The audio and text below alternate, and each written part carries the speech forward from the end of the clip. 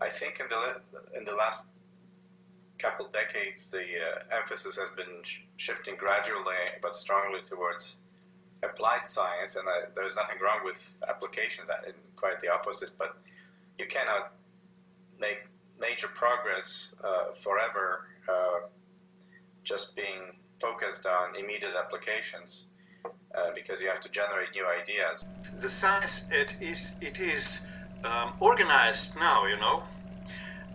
So let's say the system of science and or its policy came to the end.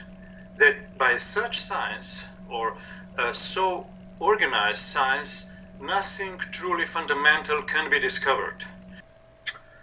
Fundamental science is not making much progress these days. I've actually done some formal studies looking at how many scientists we have, which has been growing exponentially, and comparing it to the number of fundamental discoveries that are resulting, which has stayed absolutely flat.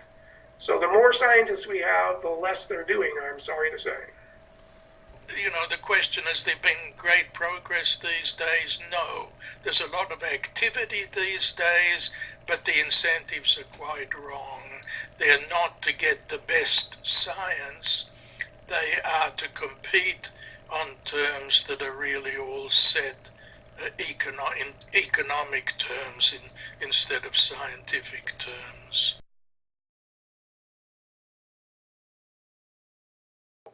I think the mission of IVS is to allow people the creative freedom without worrying too much about political correctness or the scientific trends or the, as they say, science a la mode. So that's my great hope that IVS will take off and will change the scientific landscape as we know it. Now this institute wants and is, I think, is capable of ending this sad situation where nothing true fundamental can be discovered anymore, or perhaps only a few certain discoveries. In the situation where perhaps many discoveries are waiting for us, not only a few, you know. So I see this institute as something that our, not only scientific world, but our civilization is does badly need.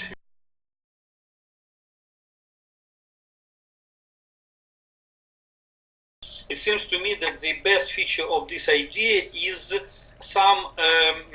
it is idealistic idea. It is not idea to gain some profit. It's not about, again, it's not materialistic, it is idealistic. The institute is part of the field. Field is idealistic in a sense. The Institute for Venture Science can really create a new type of culture, scientific culture, that is basically encouraging out-of-the-box thinking rather than restricting to sort of the peer group's actual buzzword collection.